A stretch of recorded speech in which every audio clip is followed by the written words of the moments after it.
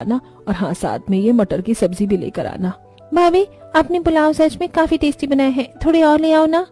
अंबिका के बार बार कमरे से रसोई के चक्कर लग रहे होते हैं, कभी हाथ में पानी, कभी सब्जी तो कभी कुछ। ये देखकर स्वाति, माना तुम गांव से हो और गांव की लड़कियां थोड़ा एनर्जेटिक होती हैं, लेकिन तुम बार बार इतनी चक्कर लगा रही हो, तुम थक नहीं गई क्या?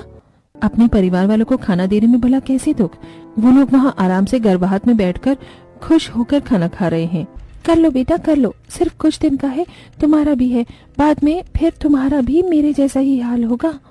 इसी तरह कुछ गुजर जाते हैं दिन। जहाँ स्वाति घर के कामों को करने में ठंड में कभी कभी आलस दिखा देती थी, तो वहीं अंबिका फुर्ती से घर के सारे काम करती, जिससे सरला अंबिका से काफी खुश रहती है। ये लीजिए माँ जी, आज मैं खाना पार्क में ही लेकर आ गई हूँ। सरसों का साग, लहसुन मिर्च की चटनी और बाजरे की रोटी बनाई है मैंने। आज तो बिल्कुल ठंड का देसी वाला खाना लेकर आई है। देख रही हो कलावती, अब तो मैं भी तुम्हारे साथ पार्क में बैठकर आराम से खाना खाऊंगी। अरे अकेले अकेले ही खाओ कि क्या, मेरी बहू का तो खाना लाने में समय लगेगा।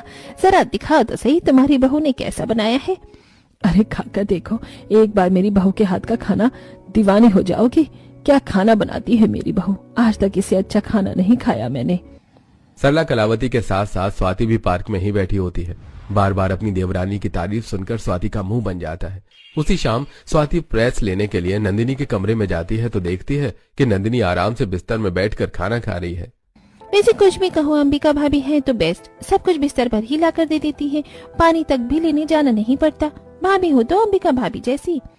नंदिनी अब तुम्हें खाना मिल गया है ना बिस्तर पर, तो फिर अपना मुंह बंद करके खाना खा लो।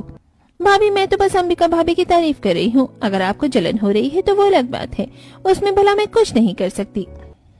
सभी इनडायरेक्ट स्वाति को ताने देने में लग जाते हैं। तो वहीं आज जब अंबिका की हुआ साथ सरस्वती घर आती है तो भी घर वालों